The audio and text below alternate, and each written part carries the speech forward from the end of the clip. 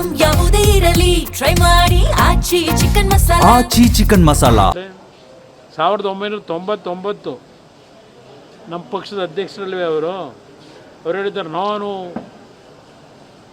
ಜನತಾದಳದಲ್ಲಿದ್ದಾಗ ಜನತಾದಳದ ಅಧ್ಯಕ್ಷ ಇದ್ದಾಗ 58 ಸೀಟ್ ಗೆದ್ದಿದ್ದೀವಿ, ಇವರೇ ಸೀಟ್ ಗೆದ್ದವ್ರೆ.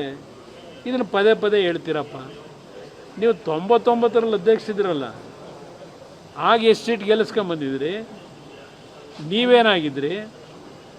ಆ ಅನುಗ್ರಹ ಮನೆ ಒಳಗೆ ನೀವು ಮಹಾದೇವಪ್ಪ ಇಬ್ಬರು ಬಂದು ಅನುಗ್ರಹ ಮನೆಯಲ್ಲಿ ಕಣ್ಣಲ್ಲಿ ನೀರು ಹಾಕ್ಕೊಂಡು ಅವತ್ತೊಂದು ಬಕೆಟ್ ಇಟ್ಟಿದ್ರೆ ಬಕೆಟ್ ನೀರು ತುಂಬ್ಕೊಂಬಿಡೋದೇನೋ ಆ ಕಣ್ಣೀರು.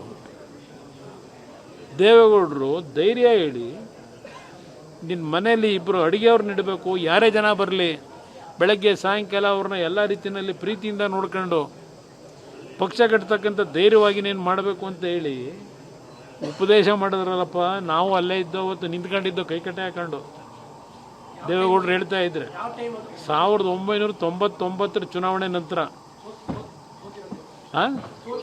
ಸೋತಿರೋ ಟೈಮಲ್ಲಿ ದೇವೇಗೌಡರು ಸೋತಿದ್ರು, ನಾನು ಸೋತಿದ್ದೆ, ರೇವಣ್ಣವರು ಸೋತಿದ್ರು, ಅವರು ಸೋತಿದ್ರು, ಮಹದೇವಪ್ಪನವರು ಸೋತಿದ್ರು.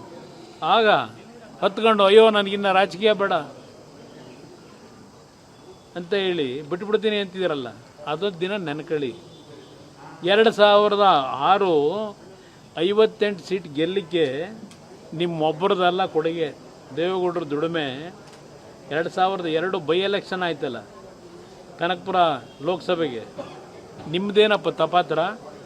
2002 ದೇವೇಗೌಡರನ್ನ ಗೆಲ್ಲಿಸಬೇಕಾದ್ರೆ ಲೋಕಸಭೆಗೆ ಆ ಹೋರಾಟದಲ್ಲಿ ನಾನು ಎಷ್ಟು ಶ್ರಮ ಹಾಕಿದ್ದೀನಿ, ಅದ್ರ 10% ನಿಮ್ಮ ಕೈಲಿ ಶ್ರಮ ಆಗಲಿಲ್ಲ. ಅಲ್ಲಿ ಆ ಚುನಾವಣೆ ಗೆಲ್ಲಕ್ಕೆ, ದೇವೇಗೌಡರನ್ನ ಗೆಲ್ಲಿಸ್ಲಿಕ್ಕೆ ನಾನು ಚುನಾವಣೆ ನಡೆಸಿರೋದು, ನನ್ನ ಕಾರ್ಯಕರ್ತರು ಚುನಾವಣೆ ನಡೆಸಿದ್ದದು. ನಿಮ್ಮಿಂದೇನು ದೇವೇಗೌಡರನ್ನ ಲೋಕಸಭೆ ಕಳ್ಸೋಕ್ಕಾಗಲಿಲ್ಲ. ಆಗ